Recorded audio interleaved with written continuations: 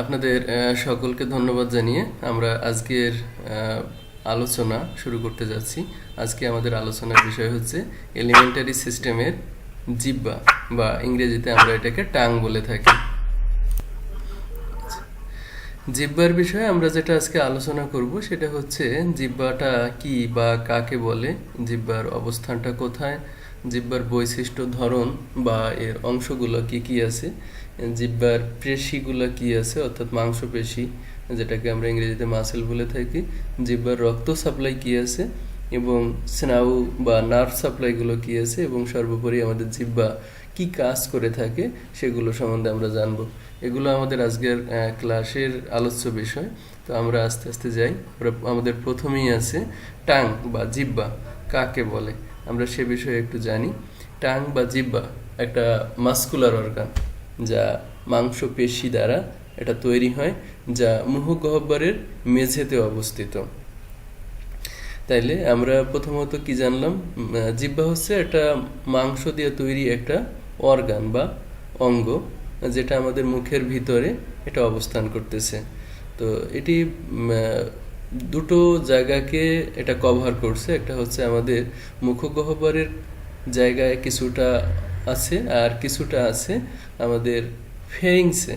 অর্থাৎ এইটা মানে জিহ্বাটা যতটা লম্বায়, সেই লম্বার কারণে সে দুটো অঙ্গের মাঝামাঝি অবস্থান করছে, অথবা একটা অংশ থেকে শুরু হয়ে আর একটা অংশে এসে পাতিত হয়েছে, এভাবে আমরা বলতে পারি। তাহলে শুরুটা অর্থাৎ জিহ্বার রুটটা যেখান থেকে শুরু হয়েছে, অরিজিন হয়েছে, সেটাকে যদি আমরা ফেরিংস ধরি তাহলে এটা শেষ হয়েছে মুখগহ্বরের ভিতরে এসে। আমরা ছবিতে দেখতে পাচ্ছি এই বিষয়টা। ছবিতে ছবিতে আমরা এই জিনিসটাকে যদি ফ্যারিংসের জায়গা ধরে নিই, তাহলে এখান থেকে হচ্ছে শুরু হয়েছে এবং এইটা এখান থেকে হচ্ছে মুখগহ্বরের জায়গা। তাহলে এই অংশটুকু মুখগহ্বরের মধ্যে সে অবস্থান করছে। এখানে আছে যে মুখগহ্বরের অংশ, আর হচ্ছে এটা আমরা ফেরিংসের অংশ হিসেবে ধরে নিতে পারি। তাইলে এটা আমাদের শুরু হচ্ছে ফেরিংসের একটা জায়গা থেকে, আর এটা শেষ হচ্ছে আমাদের মুখগহ্বরে। তো এই জন্য আমরা এটাকে আংশিকভাবে মুখগহ্বর এবং আংশিকভাবে ফেরিংসে অবস্থিত। এভাবে যদি আমরা জিহ্বার অবস্থানটা কোথায় এভাবে যদি বলি আমরা, তাহলে আমরা এভাবে বলতে পারি যে জিহ্বার রুটটা আছে ফেরিংসে অবস্থান করতেছে, আর সামনের অংশটা যেটাকে আমরা অ্যাপেক্স বা টিপ সাইড বলে থাকি, সেই অঙ্গটা আছে আমাদের মুখগহ্বরের মাঝখানে। অথবা এভাবে বলতে পারি অর্ধেক আছে আমাদের ফেরিংসের মধ্যে আর অর্ধেক আছে মুখগহ্বরের মাধ্যমে। এভাবে আমরা বলতে পারি অবস্থানটাকে। এরপরে আমরা একটু দেখব জিহ্বার বাহ্যিক বৈশিষ্ট্য। তাহলে আমরা আমাদের সবারই যেহেতু এই অঙ্কটা আছে, আমরা সবাই এটাকে চিনি এবং জানি, কিন্তু মেডিকেলের ভাষায় একে একটু বিশ্লেষণ করা হয়েছে এবং এর চরিত্রটা সম্বন্ধে আলোচনা করা হয়েছে। আমরা সেই মেডিকেলের ভাষা অনুযায়ী এটাকে একটু চেনা জানার চেষ্টা করতেছি। যাই হোক, বাহ্যিক বৈশিষ্ট্য। তাহলে আমাদের কি আছে, জিহ্বার একটা মূল বা রুট আছে, অর্থাৎ যেখান থেকে এটা শুরু হয়েছে সেটাকে আমরা মূল বা রুট বলে থাকি। এর একটা সামনের প্রান্ত আছে যেটাকে আমরা টিপ বলে থাকি। আবার অনেক সময় অনেক লেখক এটাকে অ্যাপেক্সও বলে থাকে। অ্যাপেক্স মানে হচ্ছে একটা ধার বা অংশ। যাই হোক, অ্যাপেক্স বা টিপ বা প্রান্ত বা অ্যাপেক্স, সামনের মুক্ত অংশকে জিহ্বার প্রান্ত বলা হয়। একটি বডি বা দেহ থাকে, জিহ্বা দেহের উপরিভাগ উত্তল এবং অমসৃণ অবস্থাতে। ইংরেজিতে ভি আকৃতির সালকাস টার্মিনাল দ্বারা জিহ্বাকে দুই অংশে বিভক্ত করা হয়, অরাল পার্ট বা মুখগহ্বরের পার্ট, আর হচ্ছে মুখগহ্বরের অংশ, আর হচ্ছে ফেরেঞ্জিয়াল পার্ট, ফেরেঞ্জিয়ার অংশ ফেরিংসে অবস্থান করে। আমরা এই জিনিসটুকু একটু ছবির মাধ্যমে একটু দেখে আসি। আমাদের একটা রুট আছে, তাহলে আমি এখানে বলছিলাম এটাকে রুট বলে থাকি আমরা। তারপরে বলা হয়েছে একটা টিপ বা প্রান্ত আছে, যেটাকে আমি বলতেছি অনেক লেখক এটাকে অ্যাপেক্স হিসেবে আখ্যায়িত করছে। এটাকে বলা হয় সামনের অংশ, এটাকে অ্যাপেক্স বলা হয়। আর এই যে পুরোটা অংশটা আমাদের রয়ে গেছে, এটাকে আমরা বলতেছি বডি অফ টাং। তারপরে এখানে বলা হয়েছে যে ইংরেজিতে ভি আকৃতির সালকাস টার্মিনাল দ্বারা জিহ্বাকে দুই অংশে বিভক্ত করা হয়েছে। সালকাস বলতে এখানে বোঝানো হয়, যেটা মেডিকেল একটা টার্ম সালকাস, যেটার বাংলা হচ্ছে অগভীর খাজ। তো এই অগভীর খাঁজ আমাদের জিহ্বার মধ্যে আমরা দুটোকে সাধারণত গ্রান্টেড করে থাকি। একটা হচ্ছে এই যে এখানে আমরা দেখতে পাচ্ছি, এটা একটা খাঁজ। এই ছবিটা যদি আমরা এই ছবিটায় যাই তাহলে ভালোভাবে বুঝতে পারবো। তাহলে দেখেন আমাদের এইখানে একটা খাঁজ আছে, এই জিনিসটাকে আমরা বলতেছি সালকাস। আর এইখানে আর একটা খাঁজ আছে, এটাও একটা সালকাস। তাহলে আমাদের দুটো সালকাস আমরা এখানে খুঁজে পাচ্ছি। এই সালকাসগুলোর একটা আলাদা নাম আছে এখানে। এই সালকাসটাকে বলা হচ্ছে সালকাস টার্মিনালিস, আর এটাকে বলা হয় মিডিয়াল লিঙ্গুয়াল সার্কাস। দুটো নাম এখানে। তাইলে আমরা যে জিনিসটা জানলাম, একটা রুট পাইলাম, একটা এই যে এখানে লেখা আছে অ্যাপেক্স, একটা অ্যাপেক্স বা টিপ বা বাংলায় প্রান্ত পাইলাম। আমরা একটা বডি পাইলাম, এই যে এখানে লেখা আছে বডি। তারপরে আমরা পাইলাম সালকাস, দুই ধরনের সালকাস পাইলাম আমরা। সেই সালকাসটা একটা হচ্ছে সালকাস টার্মিনালিস আর একটা হচ্ছে মিডিয়ান লিঙ্গুয়াল সার্কাস। ঠিক আছে, তো এই ছিল আমাদের মোটামুটি জিহ্বার যে বাহ্যিক বৈশিষ্ট্য সেটা। আর আমরা একটু আগে আলোচনা করছি একে মানে জিহ্বার যে পার্টগুলো সেটার অবস্থানের উপরে ভিত্তি করে আমরা দুই ভাগে ভাগ করছি, একটা হচ্ছে ওরাল পার্ট আর একটা হচ্ছে ফেরেঞ্জিয়াল পার্ট। ঠিক আছে, এই ফেরেঞ্জিয়াল পার্টগুলো আমরা অলরেডি এটা দেখে ফেলাইছি। এই জিনিসটা যে আমাদের এই জিহ্বার যে অংশটা যার উপরে পড়ছে তার উপরে ভিত্তি করে এটাকে আমরা দুই ভাগে ভাগ করছি, একটা ফেরেঞ্জিয়াল পার্ট আর একটা মুখগহ্বরের পার্ট। এরপরে আমাদের আরেকটা আছে, তিন ধরনের পেপিলা আছে। আসলে পেপিলার ভালো কোনো বাংলা শব্দ আমি খুঁজে পাইনি, যাই হোক আমরা ইংরেজিতেই বোঝার চেষ্টা করি। আপনারা একটু খেয়াল করবেন জিহ্বার মধ্যে ছোট ছোট অনেক পোর আছে। পোর মানে ছোট ছোট ছিদ্রর মতন দেখায়। সেই ছিদ্রের উপর ভিত্তি করে এটাকে পেপিলা বলা হয়। ছিদ্রটা কোথাও খুব ছোট ছোট এবং অনেক ঘন আকারে আছে, কোথাও অনেক একটু বড় বড় আকারে আছে। এর উপরে ভিত্তি করে আমাদের তিন ধরনের পেপিলি ভাগ করা হয়েছে। সেটাকে প্রথম আমাদের যে ফেরেঞ্জিয়াল পার্ট যেখানে আছে সেই ধরনের আমাদের যে সালকাস টার্মিনালিস তারও আগে অর্থাৎ ভিতরে ছোট ছোট অনেকগুলো পেপিলা আছে, যেটাকে আমরা ভ্যালিড পেপিলা বলে থাকি। তারপরে আমাদের মুখগহ্বরের অংশে এখানে ফাঁকা ফাঁকা বেশ কিছু পোর দেখা যাচ্ছে, সেইগুলোকে বলা হয় ফেরেঞ্জিফর্ম পেপিলি। তারপর আমাদের জিহ্বার টিপের কাছাকাছি অনেক ঘন ঘন ছোট ছোট অনেকগুলো পেপিলা আছে, সেইগুলো বলা হয় ফিলিফর্ম পেপিলি। তাহলে পেপিলিটাকে একটু ভালোভাবে একটু জানার চেষ্টা করি। পেপিলিগুলো অনেকটা পোর বা ছিদ্রর মতন, যেটা আমাদের জিহ্বায় অনেকগুলো আছে।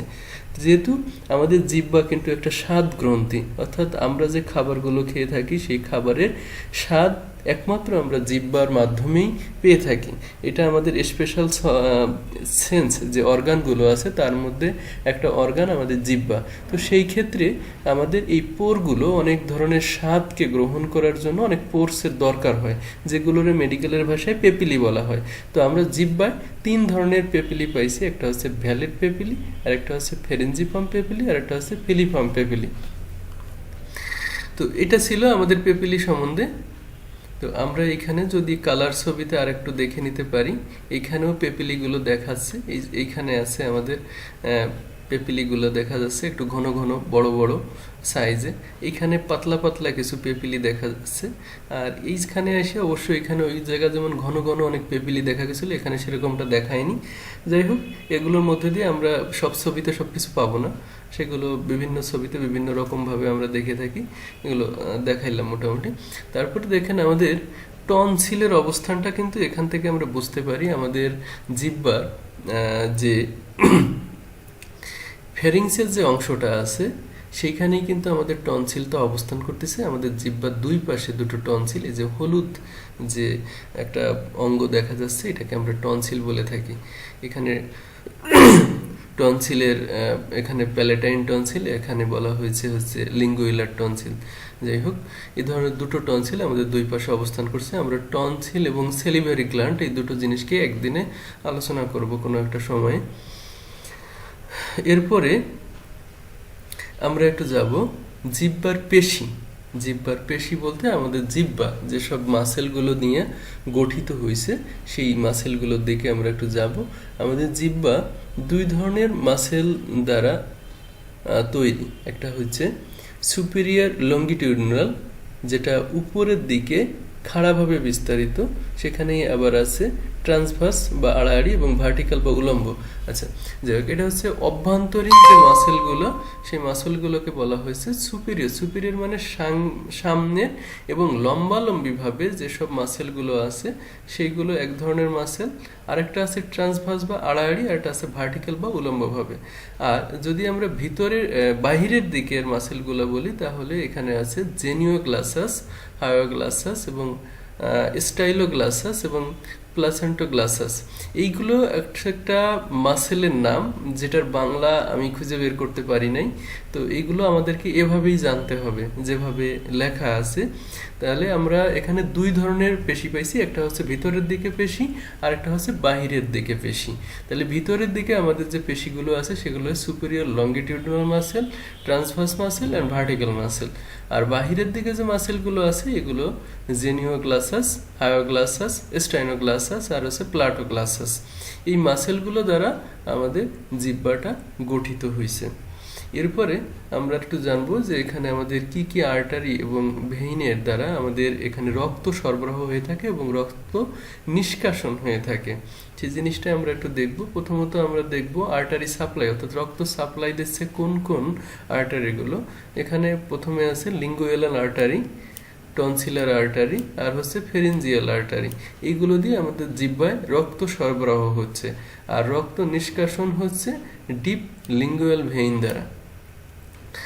এরপরে আমরা যদি একটু দেখি আমাদের জিহ্বায় নার্ভের সরবরাহ করতেছে কে কে। আমাদের দুই ধরনের নার্ভ আছে, একটা হচ্ছে মোটর নার্ভ আর একটা হচ্ছে সেন্সরি নার্ভ। এখানে মোটর নার্ভটা সাপ্লাই দিচ্ছে প্যালেটোগ্লাসাস ব্যতীত সকল পেশি হাইপোগ্লাসাস স্নায়ু দ্বারা সরবরাহ প্রাপ্ত হয়। একটু দেখি এখানে আমাদের এখানে প্লেটেন গ্লাসো নামে এক ধরনের মাসেল আছে। এই মাসেলটা বাদে আর যত মাসেল আছে সবগুলোকে হাইপোগ্লাসাস স্নায়ু দ্বারা সরবরাহ হয়, আর প্লাটোগ্লাসাসকে অ্যাক্সেরি নার্ভের ক্রেনিয়াল রুট দ্বারা সরবরাহ করা থাকে। আমরা যখন নার্ভ সাপ্লাইটা পড়বো, অর্থাৎ আমরা যখন নার্ভাস সিস্টেম পড়বো, তখন এই নামগুলো জানতে পারবো, যদিও আমরা সেখানে হাইপোগ্লাসাস নাও পাবো না, কিন্তু এই যে ক্রেনিয়াল নার্ভ, আমাদের 12 ধরনের ক্রেনিয়াল নার্ভ আছে, সেই নামগুলো আমরা এখানে পাবো এবং কেটা কিভাবে কি কাজ করতেছে সেগুলো সম্বন্ধে আমরা জানতে পারবো। এখানে আমরা দুই ধরনের নার্ভ পাচ্ছি, একটা হচ্ছে হাইপোগ্লাসাস নার্ভ বা হাইপোগ্লাসাস নার্ভ আর হচ্ছে ক্রেনিয়াল নার্ভের রুট। এই দুটো দ্বারা আমাদের জিহ্বার মোটর নার্ভ সাপ্লাই হচ্ছে। আর সেন্সরিতে আছে হচ্ছে সামনের দিকে সাধারণ অনুভূতির জন্য লিঙ্গুয়াল নার্ভ, স্বাদ গ্রহণের জন্য কর্ডা টিম্পানি, আর হচ্ছে পিছনের জন্য আছে অনুভূতির জন্য গ্লাসোফ্রেঞ্জিয়াল নার্ভ দ্বারা গৃহীত হয়ে থাকে। অর্থাৎ আপনারা সেন্সরি মোটর সম্বন্ধে কতটুকুন জানেন আমি জানি না, আমি একটু শর্ট করে বলি। আমাদের যে নার্ভগুলো আছে সেই নার্ভগুলোর দুই ধরনের অ্যাক্টিভিটি আছে। একটা আমাদের সেন্সরি বা ডার্মাটম, অর্থাৎ আমরা যে অনুভূতিটা গ্রহণ করি নার্ভের মাধ্যমে, সেটা আমাদের সেন্সরি নার্ভ বা অনুভূতির নার্ভগুলোকে বলা হয়। আর একটা হচ্ছে মোটর। মোটর বলতে বোঝা হয় আমরা একটা সেন্স পাওয়ার পরে তার দিকে কি অ্যাকশনটা গ্রহণ করি, সেই অ্যাকশনটা গ্রহণ করাকে বলা হয় হচ্ছে মোটর নার্ভ। আমি যদি একটু গল্পের মাধ্যমে বলি, আমাদের কারো পিঠে ধরেন একটা মশায় কামড় দিছে, তো আমরা কিন্তু পিঠে মশাটাকে কিন্তু দেখতে পাই না, কিন্তু আমরা অনুভব করতে পারি আমাদের পিঠে একটা মশায় কামড় দিচ্ছে। এটা হচ্ছে আমাদের সেন্সরি নার্ভের ফাংশন। আর মোটর নার্ভের ফাংশন এখানে কি হচ্ছে, আমরা এই জায়গাটা না দেখেই আমাদের হাতটা দিয়ে এই মশাটাকে তাড়ানোর কিংবা মেরে ফেলানোর চেষ্টা করি অনেক সময়। এটা হচ্ছে আমাদের মোটর ফাংশন, অর্থাৎ সেন্সটাকে আমরা রিসিভ করতেছি, সেই রিসিভটা করতেছি সেন্সরি নার্ভের সাহায্যে বা অনুভূতি বাংলায় বলা যায়। এই সেন্সের অনুভূতি মানে অনুভূতিটার বিপরীতে আমরা যে অ্যাকশনটা নিচ্ছি সেটাই হচ্ছে আমাদের মোটর নার্ভ। এটাকে আমরা সেন্সরি ফাংশন এবং মোটর ফাংশন এভাবেও বলতে পারি নার্ভের। তো যাই হোক, আমরা এখানে যেহেতু আমাদের জিহ্বা একটা স্বাদ গ্রহণের অঙ্গ এবং অনুভূতিশীল অঙ্গ, সেই জন্য এটার সেন্সরি ফাংশনটা এবং মোটর ফাংশনটা এখানে দেখাই দেওয়া হয়েছে, অন্য অন্য জায়গায় এভাবে বলা হয় না সাধারণত। যাই হোক, আমরা একটু দেখব এবার আমাদের যে জিহ্বা সে আসলে কি কাজ করছে আমাদের জন্য। এখানে আছে প্রধান কাজ রয়েছে হচ্ছে চর্বণে সহযোগিতা করা। আমরা যে খাবারটা খাই সেই খাবারটা চিবানোর জন্য আমাদের জিহ্বা সহযোগিতা করে, অর্থাৎ খাবারটাকে একটা জায়গা থেকে অন্য একটা জায়গায় এটাকে ডাইভার্ট করে দেয়, আমাদের কথা বলতে সহযোগিতা করে, খাদ্যদ্রব্য মিশ্রণে সহযোগিতা করে, খাদ্যদ্রব্য গলৎকরণে সহযোগিতা করে এবং আমাদের খাবারের স্বাদ গ্রহণ, যেটা আমি প্রথমেই বলতেছিলাম, আমাদের জিহ্বা হচ্ছে একটা স্বাদ গ্রহণের অঙ্গ। আমরা যে বিভিন্ন ধরনের খাবার খাই তার যে স্বাদটা আছে সেই স্বাদটা আমরা বুঝতে পারি জিহ্বার মাধ্যমে। আমি স্বাদটা কিভাবে, মানে আমাদের জিহ্বার কোন অংশটা কি স্বাদটা গ্রহণ করে সেটা আমি একটু দেখাই দিব একটা চিত্রের মাধ্যমে। দেখেন এখানে দেওয়া আছে বিটার, সুইট, সোর আর হচ্ছে সল্টি। বিটার মানে হচ্ছে তিতা, সোর মানে হচ্ছে মিষ্টি, সুইট মানে হচ্ছে মিষ্টি, সোর মানে হচ্ছে টক, আর সল্টি মানে হচ্ছে লবণ। দেখেন আমাদের এখানে প্রথম থেকে আমরা যদি বিটার তিক্ত দ্রব্যটা, এই যে হলুদ আবরণটা আছে এই জায়গায় আমাদের তিতার অনুভূতিটা গ্রহণ করা হয়। এরপরে আছে সুইট, এই জায়গাটায় আমরা মিষ্টির অনুভূতিটা গ্রহণ করি, এই জায়গায় আমরা টকের অনুভূতিটা গ্রহণ করি, দুই পাশে আছে টকের অনুভূতি, এবং একদম জিহ্বার সামনে যে অংশটা আছে সেটাতে আমরা হচ্ছে লবণাক্ত যে স্বাদটা আছে সেই লবণাক্ত স্বাদটা আমরা এখান থেকে গ্রহণ করতে পারি বা বুঝতে পারি আমরা এই বিষয়ের উপর ভিত্তি করে। তো যাই হোক, এগুলো আমাদের জিহ্বার মোটামুটি একটা সংক্ষিপ্ত আলোচনা। তাহলে আমরা যেটা পাইছি আমাদের জিহ্বার সম্বন্ধে সেটা আবারও একটু আমরা দেখব। জিহ্বা একটা মাংসল অর্গান, অর্থাৎ মাংসপেশি দিয়ে তৈরি, এই জন্য এটাকে মাংসল অর্গান। এর দুটো অংশ রয়েছে, একটা মুখগহ্বরের অংশ আর একটা হচ্ছে ফেরিঞ্জিয়াল অংশ। এই দুটো অংশ হয়েছে এই কারণ আমাদের জিহ্বাটার একটা অংশ রয়েছে আমাদের ফেরিংসের মধ্যে আর একটা অংশ রয়েছে আমাদের মুখগহ্বরের মধ্যে, এবং এটা মুখগহ্বরের যে বিছানাটা আছে সেই বিছানাটা এটা অবস্থান করতেছে। আচ্ছা, এখানে আমাদের একটা মূল আছে জিহ্বার, অর্থাৎ রুট আছে, একটা প্রান্ত আছে যেটা সামনের দিকে অবস্থান করে আর রুটটা পিছন দিকে অবস্থান করতেছে, একটা বডি আছে যেটা উত্তাল এবং অমসৃণ। অমসৃণ কেন? কারণ এর মধ্যে অনেকগুলো এই যে পেপিলি রয়েছে, যেটার মধ্যে অনেক ছোট ছোট ছিদ্র রয়েছে বা পোর রয়েছে, যে কারণে এটা এইভাবে রয়েছে, এবং এটা দেখতে অনেকটা ভি আকৃতির মতন, এবং এখানে ভি আকৃতির একটা সালকাস টার্মিনাল রয়েছে। আমি দুই ধরনের সালকাসের কথা বলছি এখানে, একটা হচ্ছে লম্বালম্বি ভাবে আছে, এটা মিডিয়াল সালকাস বলা হচ্ছে, আর একটা আছে এখানে আড়াআড়ি ভাবে ভি আকৃতির বলা হচ্ছে, যেটাকে সালকাস টার্মিনাল বলা হচ্ছে। যাই হোক, এটা ছিল আমাদের জিহ্বার। এরপরে আমরা যেটা আলোচনা করছিলাম জিহ্বার পেশি, কোন কোন পেশি দিয়ে এটা গঠিত হয়েছে, এখানে কোন কোন আর্টারি এবং ভেইন দ্বারা এটা রক্তগুলো এখানে সাপ্লাই হচ্ছে এবং এখান থেকে রক্ত নিষ্কাশিত হচ্ছে।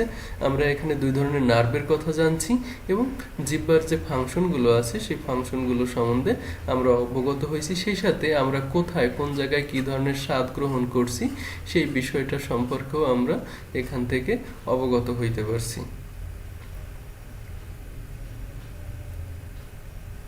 তো এটা ছিল মোটামুটি আমাদের জিহ্বার আলোচনা।